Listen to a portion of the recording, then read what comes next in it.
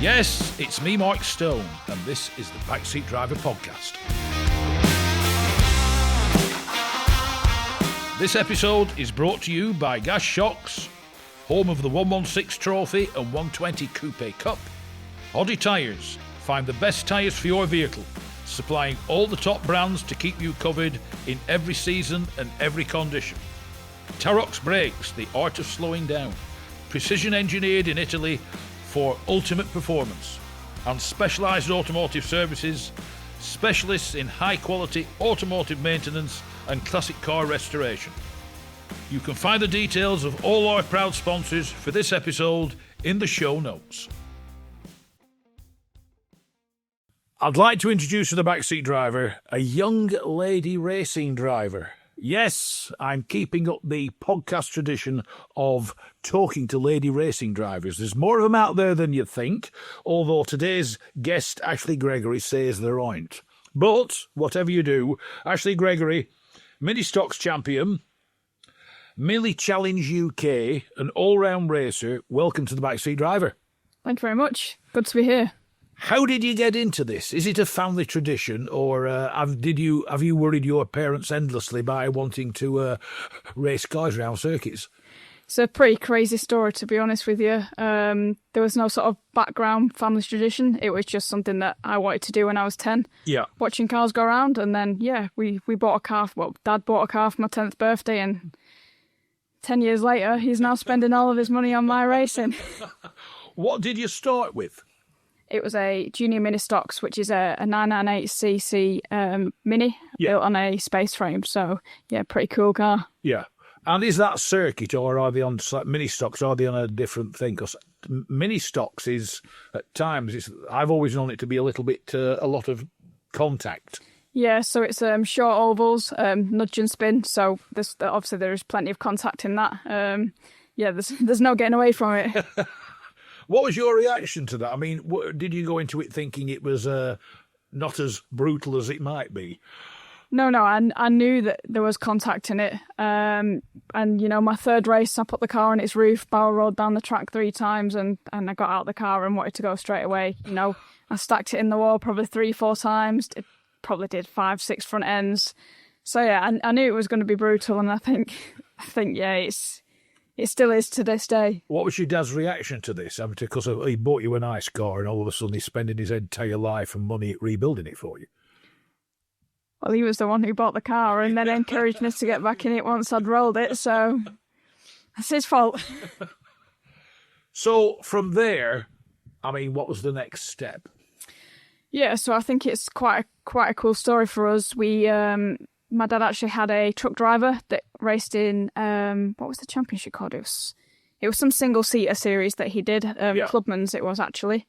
And he knew the championship coordinator of the Saxos, Junior Saloon Car Championship, and he just suggested that we should go and do the scholarship to take the next step, which we did. I'd never had any experience of changing gears or driving around a circuit. I didn't even know where it was going. Mini stock. Literally just drive around in I was thrown quite in the deep end. But we came runner-up, which is fantastic. So my dad bought me a car, and then we went and did the first round. She did one test, Alton Park was the first round. So in many ways, you did very well. That's like in many ways an educational thing, isn't it? Because, I mean, you've gone from you only use second gear on short ovals to on a circuit, which you suddenly got to get in your head driving on a circuit. Don't take this the wrong way, all of a sudden you'll have to learn your lines and everything else. Yeah, there's so much to think about. Like, in an oval, you're just in second gear and you just turn in right, and that's it. You've got 2 corners, 10 laps, and the race is over within 3 minutes. All of a sudden, you go into a circuit, you've got 10 corners plus to learn. You've got to go up and down a gearbox. You've got to get the right lines. So there's just so much to consider. It even just flags. Circuits. You've got blue, black, the meatball flag, all them kind of flags. Whereas on a yellows, reds, everything else. Yeah. Whereas in oval is literally just basic green, yellow, red, and that's it. Because the one you don't want to see is black, isn't it? Come off. Yeah, damn, I might have seen that a few times, but we moved. So, while you're doing all this, I conclude you're learning and everything else. I mean, at what point do you start looking towards your next formula, for want of a better description? I think to be honest, we've been looking all year at what we can possibly go and do for next season. At the minute, we've sort of got a 5-plan year in place, which is going to hopefully see me in touring cars by 2030. Yeah. So yeah, whatever the steps we take to get there, that's the ultimate goal. So I think there's a couple of championships that could possibly assist with that. We haven't quite decided where we want to go, but we've been looking at it all year, and yeah, we're going to make a decision in the next sort of couple of weeks. So right. So when you started in the minis, what attracted you to the minis? To be honest with you, I ended up in the minis because we originally looked at doing Ginetta. I had an interest in doing rear-wheel drive, still do to this day. And I just put it, I mean, the Ginettas, when they were part of the BTCC package, I used to love watching them because they were very competitive, very spectacular. And you could see, I mean, that they were driven a lot of the time by young racing drivers, and you could spot the ones that had a future. Yeah, exactly, and that was what attracted me to the championship, because it was on the touring car package, and that was where I aspired to be. But unfortunately, the Ginettas then left the touring car package and went onto the British GT package, which wasn't quite where I wanted to race. So we ended up in Mini Challenge then, which had replaced the Ginettas. So yeah, it sort of ended up there by mistake, but that was the package that I wanted to race on. So I mean, the beauty of the BTCC package is you've got great exposure. Yes. Because, I mean, a lot of the races in the series that support the British touring cars still get full television coverage.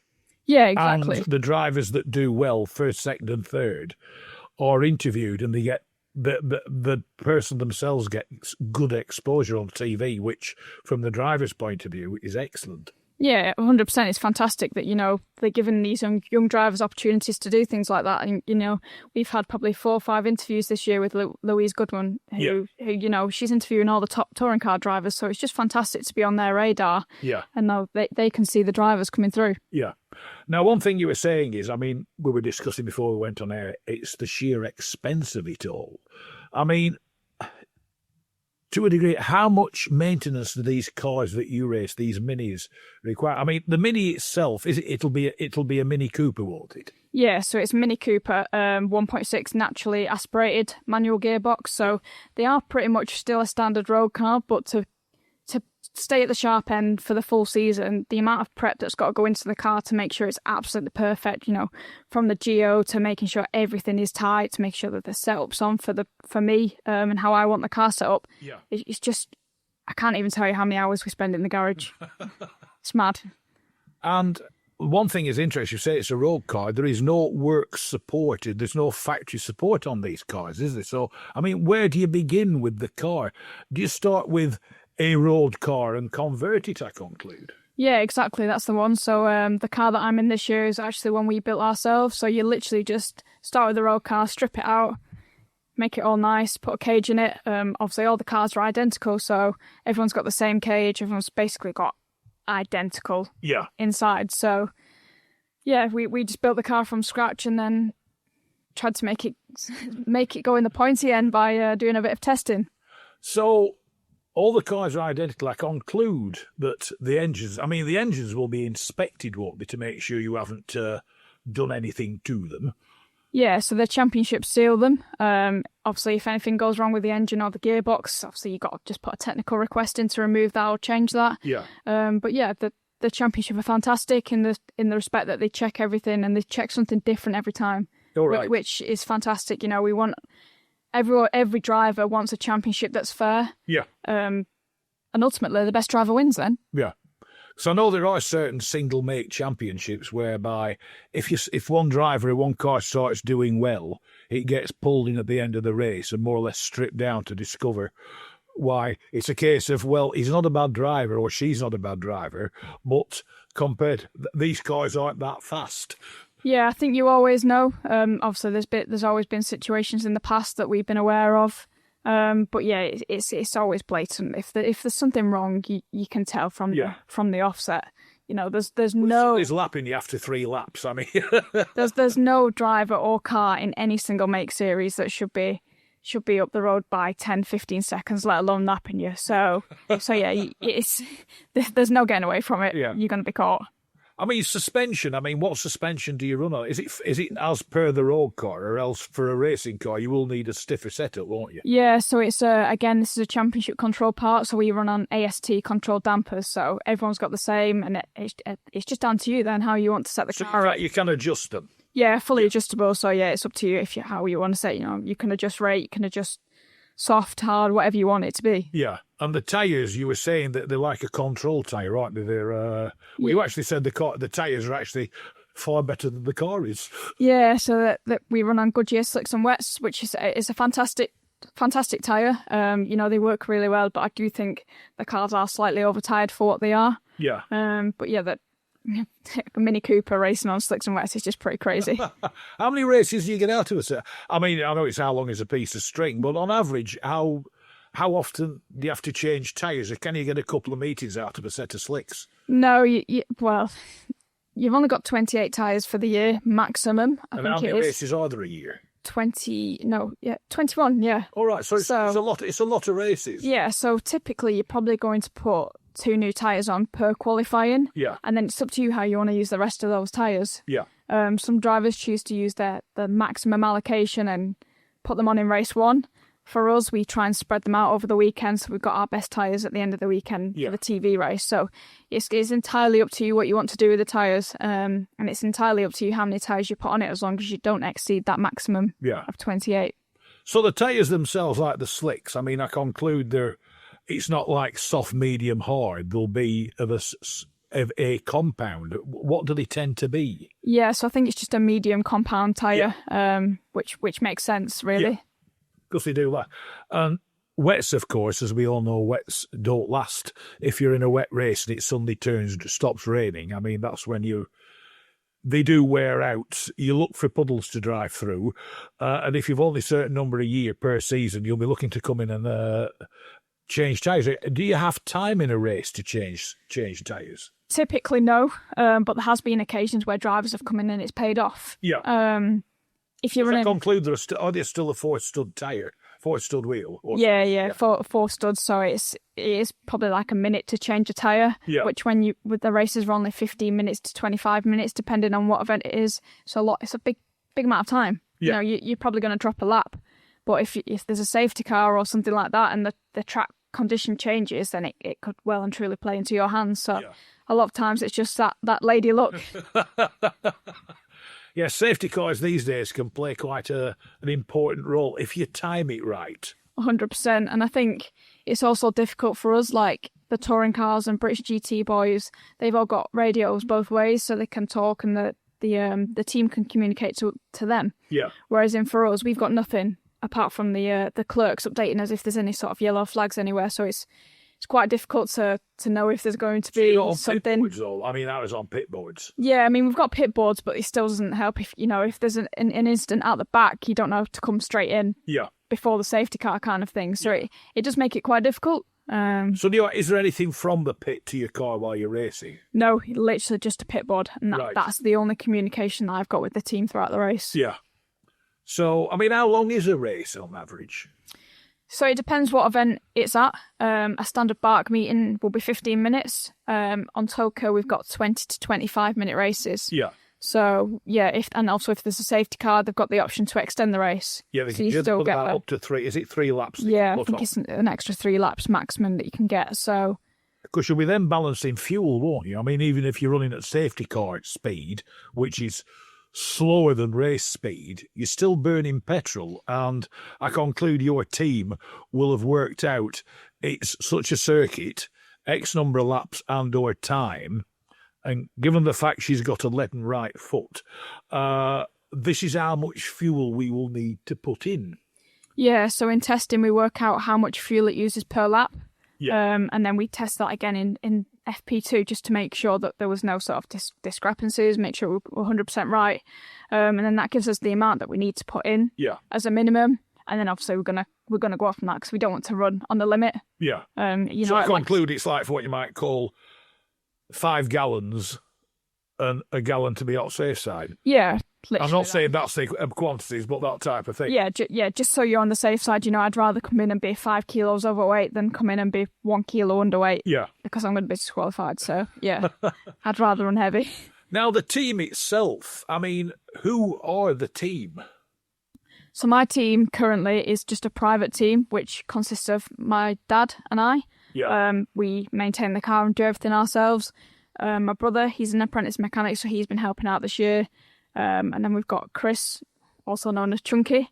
So he's my tyre manager, does everything related to tyres and make sure we've got everything's registered, make sure we've got the correct slicks on and all that kind of stuff. Yeah. And then my mum, she manages the sponsors. All right.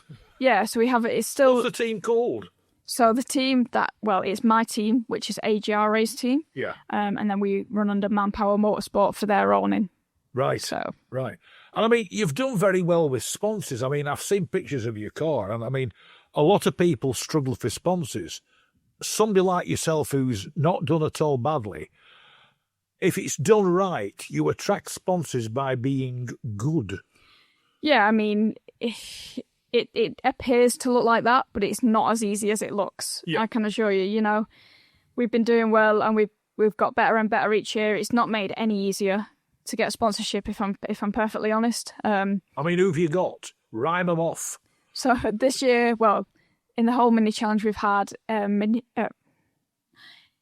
this year we've had Salford Van and Car Hire, Pecometer Software Limited, McGowan Transcriptions, Clarius, Glass Assist, Neo Tools, HMS Haulage, Woodcock's Health and Nuttall Solicitors, the Tool Club, Fort Vale Engineering, JB Data Engineering, GymSafe, Grid Shark.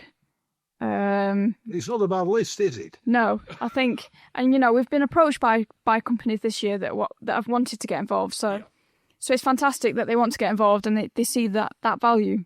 Yeah, and I mean the one thing with sponsorship is people put money in. I mean, it's like I said, people approach me about sponsorship. How do I go on about getting it? Go out there and do well. And I mean, you did well from like the word go. So you're likely to attract more sponsors.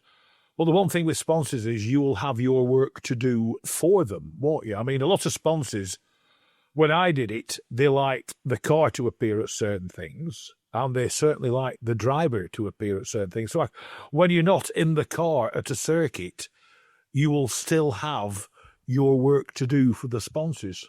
Yeah, I mean, it's one thing getting the sponsor, but then keeping them happy and making sure that they get the return on investment, and the brand awareness is ultimately the biggest part of the deal. So I think a couple of occasions we've done like photo shoots. I've been and done lots of videos with sponsors sort of promoting their products. Yeah. Inviting them to networking events. We've done corporate days, passenger laps. So it's all about sort of getting sponsors together, getting them networking, and ultimately hoping that they see a return on investment. Yeah. I mean, passenger laps, how do they react? I mean, I used to do occasional laps for my sponsors, and a lot of them love the glamorous world of motorsport until they're lashed in the passenger seat, and it's a whole new take on life. I mean, I only made 2 people sick, so I don't think that's too bad. They weren't wearing a full face, were they? Well, they were sick when they got out of the car, so... Not in here, as you said. But I didn't know about it. I was still lapping around, enjoying life, so... Yeah. I mean, you're saying your mother looks after that. I mean, looking after sponsors is a full-time job, isn't it? Yeah, literally, it's so hard. I mean, I work full-time. I'm doing a uni degree, and then I'm also trying to manage my own race team. What do you do at uni, if you don't mind me asking? So I'm on a chartered manager degree apprenticeship, with the aspiration of managing a race team or an engineering firm or something like that. Yeah. So yeah, it's if it ain't got wheels, you're not interested in it. Pretty much. Or an engine. Yeah. So, and I concluded, like, at university, you'll be looked upon as, shall we say, a little unusual because you're doing what others might want to do. Yeah, I think there's a few ways you can look at it. I think, yes, we're doing something different, but it's also given us plenty of opportunities. We go to like networking events and like the amount of times I've been offered to go on panels and things like that, it's just fantastic. Yeah. A young degree student who's presenting what they do in work versus what a weekend might look like. It's a completely different way of looking at life. A normal person goes to work, goes home, chills out. I'm going to work, I come home, I go to the gym. fill out a full report on how I've done at the gym, and then probably go and do 20, 30 sponsorship emails. Yeah.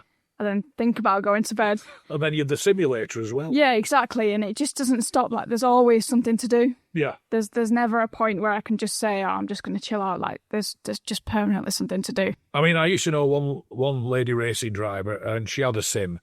And she used to put the odd photograph out of her on the sim in the bedroom wearing her pyjamas. It was like out of bed, straight on this damn thing. You know? I mean, I don't think I would go that far. But yeah, definitely do end up on the sim. I think, recently I did a series that was actually broadcast from America. Yeah. So I was on the sim. The time difference is crazy, isn't it? So I was doing races at 12 a.m., 1 a.m. Yeah. So yeah, the sim is great. Yeah. It's a great bit of fun. I mean, that's the one thing you were saying that technically you won one sim championship, but you didn't because it wasn't open to professional drivers. Yeah, so that was on me, that one. I didn't actually read the criteria. But I mean, it was fantastic to get the opportunity, to race against all these Americans and professional race drivers across Europe. Yeah. Well, not professionals, but professional esports drivers. Yeah. They're a whole different breed. And you know what? The talent that I saw on it was fantastic. Yeah. It was no easy job. Yeah. And how do you find simulators? Because, I mean, I know drivers who now use them a lot because it cuts down on the cost of testing. Testing's nearly as much, if not at times more expensive than actually racing.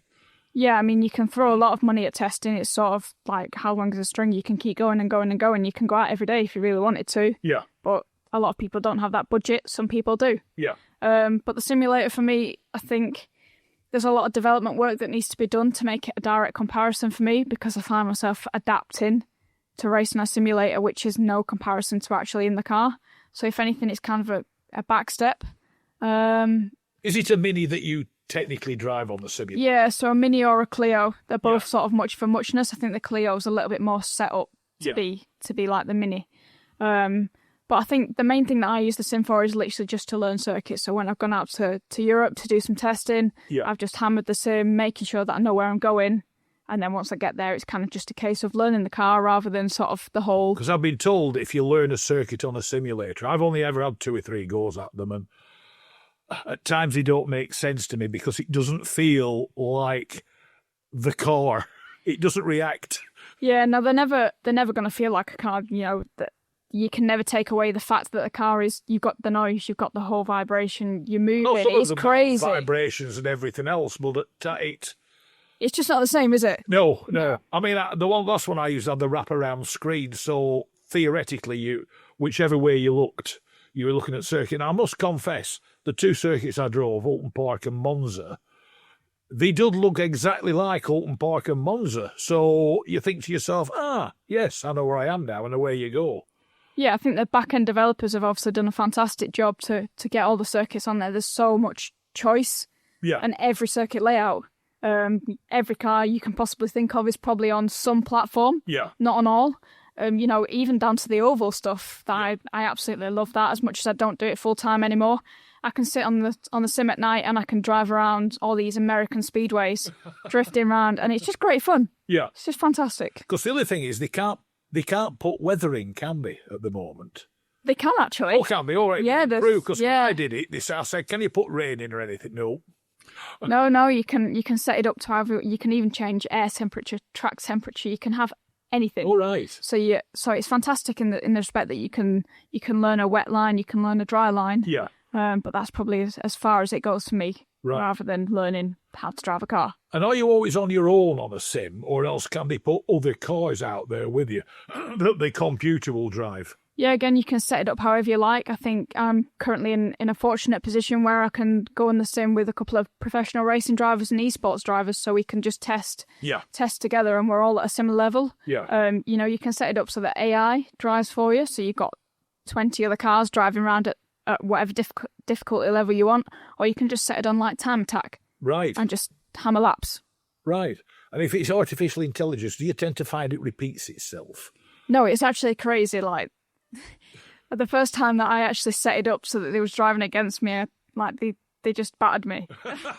I just thought that it would be easy, and these AI things were just so fast, and it's crazy. Now, the other thing we were talking about is when you're behind the wheel of a racing car on a grid, you appear to do what I used to do. You sit there nice and peaceful, or as peaceful as you can get, and you look in front and you think, well, I know him and I know what he's going to do in this first corner. And you look to your left and you think, well, the first thing that's going to happen, he's going to drive it right, left-hand side of me. I mean, what's your routine and train of thought when you're on a grid?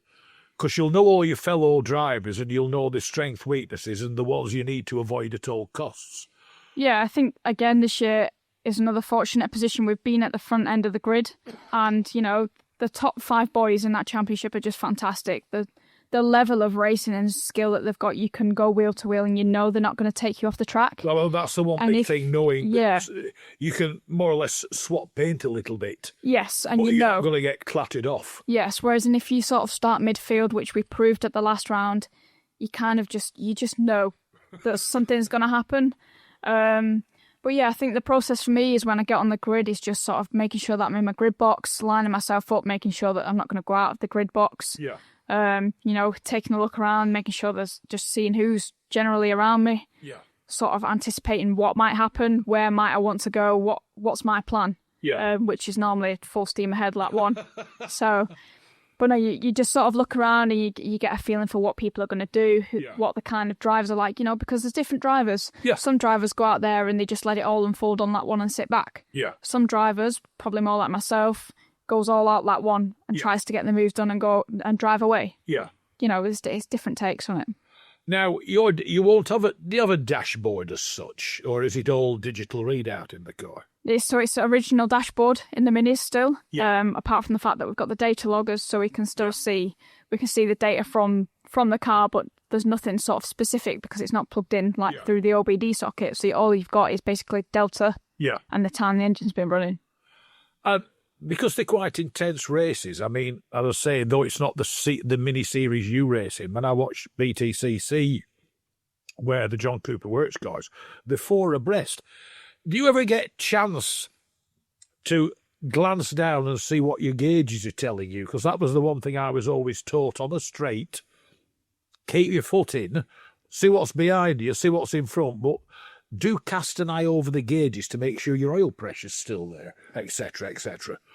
Yeah, I think because I've got the mechanical knowledge and the qualification in engineering, I've got a good understanding of what a car should feel like, and I know that and what it should sound like, and if there's any warning lights that come up, I sort of know what all the warning lights are. Yeah. I mean, a prime example was the last round at Donington Park on lap 11. The temperature was running fine the whole race, and then the last lap it just went up to the top. And I knew instantly that I'd rather save my engine than carry on. Yeah. Whereas I think a lot of other drivers may have probably just carried on going. Yeah. So I think unless something doesn't feel quite right, I think I do sort of glance every now and then just to make sure. Yeah. But it's always sort of full focus where I'm going, who's around me, and every lap I just envision as a qualifying lap. Yeah. You know? I know it can be something I was told once by, not saying this to be boastful, a friend of mine who won one on 24-hour. He said with the last 10, 15 minutes, he said, you suddenly start hearing rattles that you hadn't heard before. He said, you just think, I'm going to conk out in sight at finish line. I mean, do you ever get that as you're getting towards the end of a race and you're doing well? Should that be making that noise? To be honest with you, I haven't actually experienced anything like that. Yeah. Now, obviously, I've experienced. It's a crap. That's. Obviously, I've experienced different noises. But like I say, with the knowledge that I've got and with me prepping the car myself a lot of the time anyway, I sort of know what should be right. And a lot of the times, you do get little bits of part failures. Sometimes, the geo gets knocked out or something's a little bit loose. You can feel it, but you know that it's going to be okay. Yeah. It'll get. It's only 3 laps to do. It'll do it. Yes. Yeah. Exactly. And I don't think that I've ever been in a position where I've thought, oh, is this going to make it to the finish line? Yeah. So which kudos to the team for that. Yeah. I mean, you were saying you're a mechanical engineer. I mean, do you get the spanners out yourself? Yes, I do actually. I used to work for a race team. Straight after I finished school. Yeah. I did 3 years on the spanners, working road cars, HGV. race cars, did Nürburgring 24 hours. All right. All the NLS rounds, doing mechanics for girls only teams. So it's a fantastic opportunity. Yeah. And like I say, it just gives you that mechanical knowledge. I know what I'm looking for. I know what I want out of the car. Yeah. And yeah, it's... Suppose you might be looked upon as strange. You pull your racing car into your pit lane garage, you get out and get your snap-ons out. I know. I mean, and there's also plenty of pictures where I've literally got out of a car at an oval, for example, helmet on, everything still on. I just dived under the car, altered the shockers and strapped back in and gone again. It's pretty crazy, isn't it? But I think the sport needs that. Yes. I mean, it's like I said, you said there's not as many women racing drivers as you think there are. I think there's more than you think there are. But I think motor racing is one of the great levelers, in my opinion. Doesn't matter what you are, if you're behind a wheel in a decent car and you can drive, you'll win. Ultimately, you're all in equal machinery, and I've said this many times before, there shouldn't be any differences. You've got equal machinery. Yes, I have to go to the gym a little bit more. Yeah. So be it. I mean, I've been told that by somebody. I was told this by a lady racing driver, that one of the reasons there's not many women in F1 is it's down to a strength thing. Whether it is or not, I don't know. What's your opinion on why there aren't women in F1? I think there's multiple factors on why. I think a lot of it's to do with the commercial side of it. Yeah. Because to my mind, a woman driving F1, a good woman F1 driver, should do well and attract more attention to the sport. Yeah, 100%. I think it would. And I think they have given girls opportunities. You know, the likes of Jess Hawkins did a test. It's just a shame we've not actually had a girl on the grid recently. But I think the sheer strength that you need just to drive is crazy. Like, for me, in juniors, I never really thought strength was a problem. Yeah. And so we started looking at like data, and we realised that I was dropping off the cliff at like 10 minutes into a race. Yeah. I started going to the gym. After this year now, I've got a human performance coach with me. Oh, yeah. So he's been really, really helping me to sort of make sure that I'm maximising everything that I can out of the session. Yeah. And, you know, I can now do 25 minutes comfortably, and I can get out of the car and I could go again. Feel all right. Yeah. Whereas in, you know, probably 2-3 years ago, I couldn't say that because it was always the first 10 minutes I would go like mad, and then I would just fall off a cliff, and you don't feel it, but it's crazy the difference. You know, it's them changes that you don't see that make the biggest difference. I mean, I was used to Michael Schumacher, when he'd win a race, he'd drive a staggering race, beat them all by 20 seconds, get out the car, run up onto the podium, leap up and down. I used to think, how the hell does this guy do it? Because when I used to do it, not F1 or anything like that, you get out the car and you like crawl into the garage and sit down, and you think, how does this man do this? Yeah, I think as long as you've got a good training program in place, you can always do well, and you can always get out of a car and go again. I think, you know, with the talent that's coming through now, you have to be at peak performance. There's no way you can do it without being there. So it's exercise. I conclude there'll be diet and everything else, won't it? Yeah, it's sort of a whole round aspect thing. So you got obviously your physical workouts in the gym. Then you've got your mental side of it. Yeah. You know, just like seeing a psychologist, training the brain. Yeah, just training the brain to see things differently. You know, putting a positive spin on things. Yeah. Which is something that It basically teaches you not to get out of the car and throttle the guy who's just knocked you off. Yeah, I mean, I've never sort of been in that position where, you know, I'm quite cool-headed. I think it's happened to me that many times. It's one of them. I know it will get sorted out. Yeah. But yeah, no, it's just making sure that you've got the full round thing. The diet side of it, again, that's something I've always struggled with. Always being someone who doesn't eat before a race. Yeah. And then up until sort of, in fact, it was only Silverstone this year, which was 3 weeks ago. Bearing in mind I've raced for 10 years, was the first time that I had breakfast before a race. Right. So it's crazy. Yeah. But the performance was there. And so, yeah, I think you need the full round. Do you find there's any resentment from your male counterparts, especially when you meet them? There always is. I think I'm also, again, I'm in that position where a lot of the lads know that I've done that championship for 3 years, so I should be quick. I mean, you've been a racing driver for a long time, haven't you? Yeah. For someone so young, you're quite well seasoned now, aren't you? Yeah, I mean, 10 years into it, and obviously I've been into a lot of different cars and I've done a lot of coaching. Yeah. So I think people know that I'm not just there to make up the numbers. Yeah. I'm there to win. And to be honest with you, I want to win more than anyone else on that track. I mean, the other thing is, where do you see yourself at the end of this race in front of you? Okay. Yeah. I mean, where do you intend going with all this? Because, I mean, minis, all the formula, all the series you've done are, in many ways, stepping stones onto bigger and better things. Yeah, so the long-term goal is to make it to British touring cars. Yeah. Obviously, you need a massive budget to go and do that, which is why we're having to take the stepping stones like we are. But yeah, I think we've got a nice 5-year plan laid out to hopefully get me there by 2030. Yeah. So hopefully next year we'll make the jump up again, go and do JCW, and yeah, see how we end up. Yeah. How we end up faring in there. I mean, there's the all ladies team, the Iron Dames, who, besides having a quite successful rally team, race Le Mans. Would that be anything on your radar to actually race in what I consider to be the world's greatest race, sports cars in Le Mans 24? Yeah, I think the more immediate plan for me is to make it onto the touring car grid. Yeah. And, get myself a good drive and get myself known. Yeah. I think the ultimate goal would be to win the British Touring Car Championship. Yeah. Be one of the not the first. There has been one in the past, but sort of become a very, very strong and well-known touring car driver. Yeah. And then once I've got myself into a position where, I'm happy with what I've achieved, yeah, then I'll look to take on an international GT career. Yeah. And then, like a lot of drivers, I conclude, become a manager or a team owner. Yeah, I mean, that's possibly why I'm doing a chartered manager's degree apprenticeship. The managerial side, I love it. Yeah. And I think it's given me a whole round perspective on, what you need to be a manager. Yeah. Which is, I mean, managing a racing team is probably a lot more difficult than managing a little factory. Yeah, definitely. There's so many elements to it.